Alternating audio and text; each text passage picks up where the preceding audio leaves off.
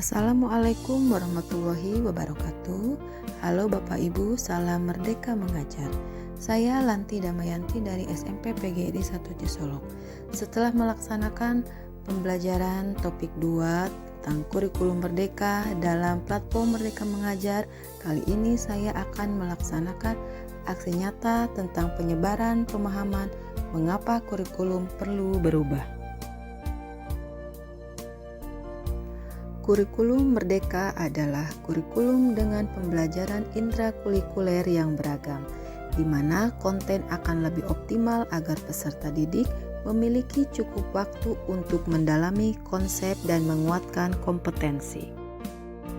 Dalam kurikulum merdeka, ada peran dan fungsi kurikulum, yaitu mewariskan budaya masyarakat yang relevan dan masa kini, mengembangkan sesuatu yang dibutuhkan baik di masa sekarang maupun di masa mendatang, memilih sesuatu yang relevan dan kontekstual sebagai kontrol sosial.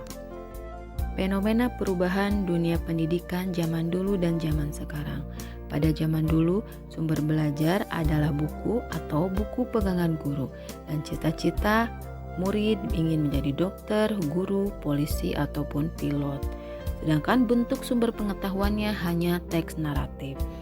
Sedangkan pada zaman sekarang, sumber belajar lebih bervariatif, bisa dari Google, YouTube, buku, guru, ataupun orang tua.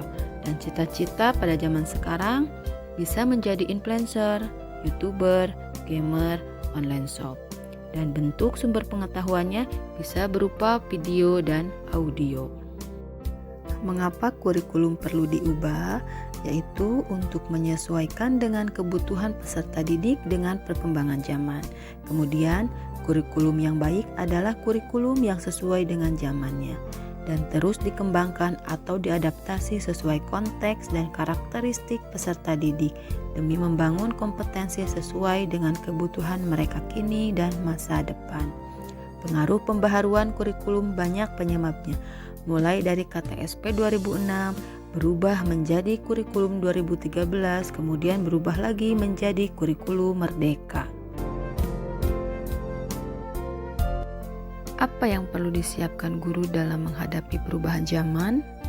Guru harus siap mengikuti perubahan zaman. Itulah mengapa guru harus belajar sepanjang hayat, siap menerima perubahan dan beradaptasi dengan perubahan. Guru juga harus keluar dari zona nyamannya untuk belajar hal baru. Dalam kurikulum merdeka terdiri dari beberapa komponen, yaitu tujuan, isi atau konten, strategi, dan evaluasi.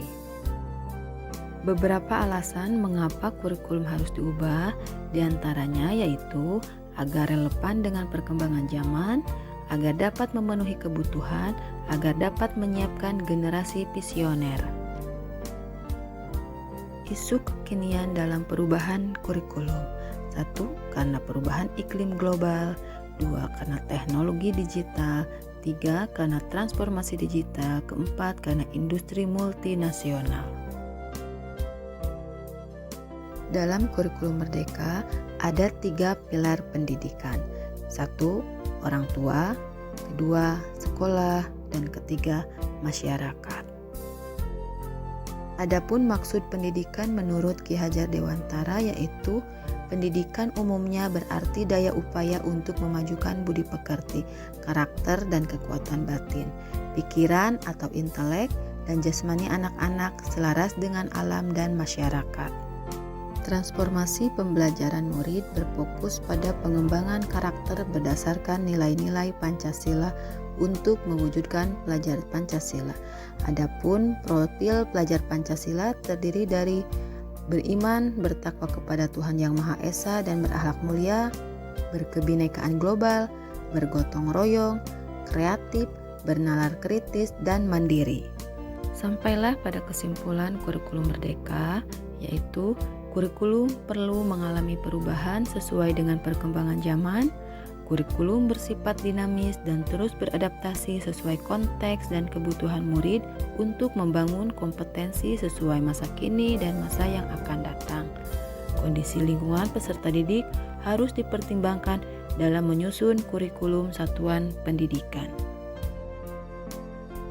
Sekian aksi nyata topik 2 tentang kurikulum merdeka yang dapat saya sampaikan. Terima kasih. Jangan lupa like, komen, dan subscribe.